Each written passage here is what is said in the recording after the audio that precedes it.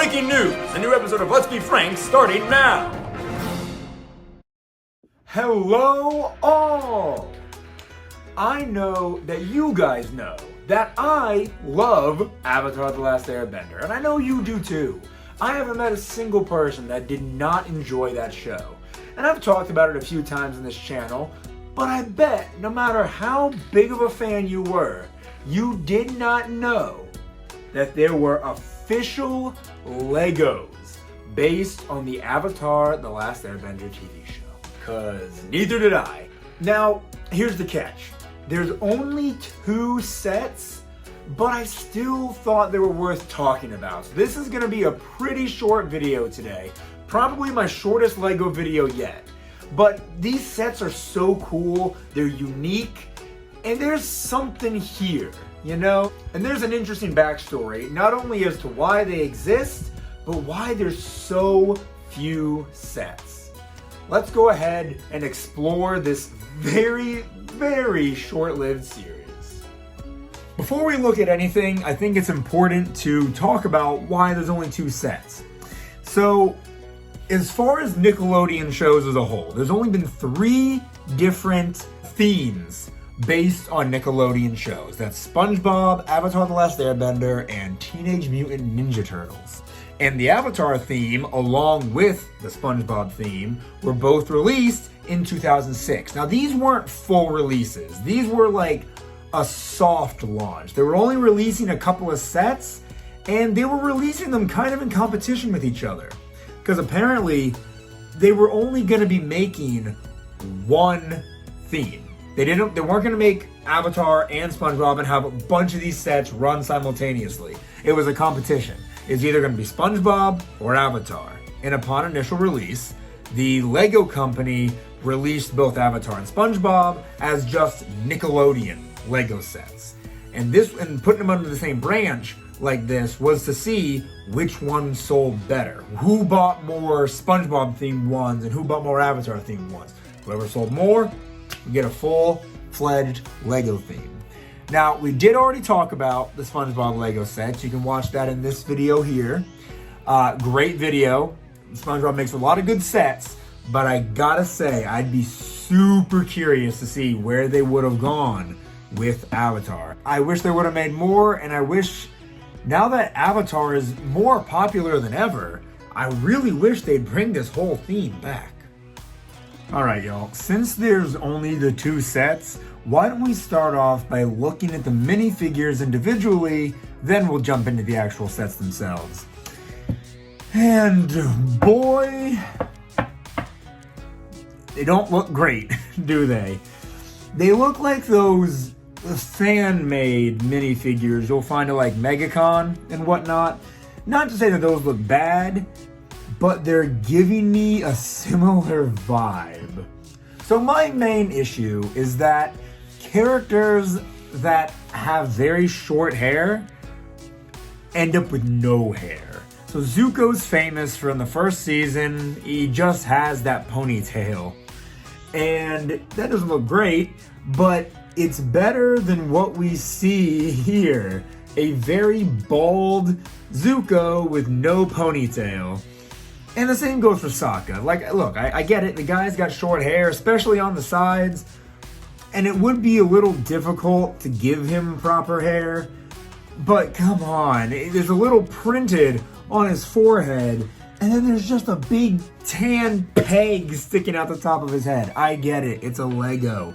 They have to have the tan, or the peg that matches their skin tone. But I feel like you could have done something. And looking at Katara, this does not look like Katara, guys. I don't know who this is. Momo's having a bad time. He looks very bootleg.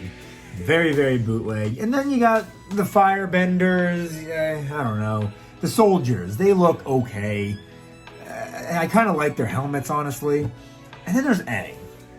Alright, and Aang is the best, but he's also, something just seems off. I think it's because his little poncho that goes around, the orange poncho that goes over his arms, well, that kind of sticks out from him slightly. That's the effect of that ain't working. All right, it's finally time, guys. Let's talk about set number 1, the Air Temple. It's pretty cute. Honestly, I don't really see much of a problem with it. It's simple, but it gets the job done. You have the Fire Nation soldiers coming to attack the Air Temple, and you get Aang, Momo, and Sokka in this set. I like it. I like it. The Air Temple, like I said, there's not too much going on with it, but I don't think there really needs to be. Okay, so while looking at this Lego, I noticed part of the description says it includes a piece known as a burp. And I'm like, what the heck is that? So that leads me into this whole area of Lego abbreviations, which there's apparently a ton of. And burp stands for Big Ugly Rock Piece. And that is used in this set, among others. He'll do a whole video about burp pieces and where they show up. I probably will. Anyway, the Air Temple set is fine. It's a pretty good set, but the best is yet to come. And you could have bought this set for $30 upon release. Well, we're on our last set now, everybody.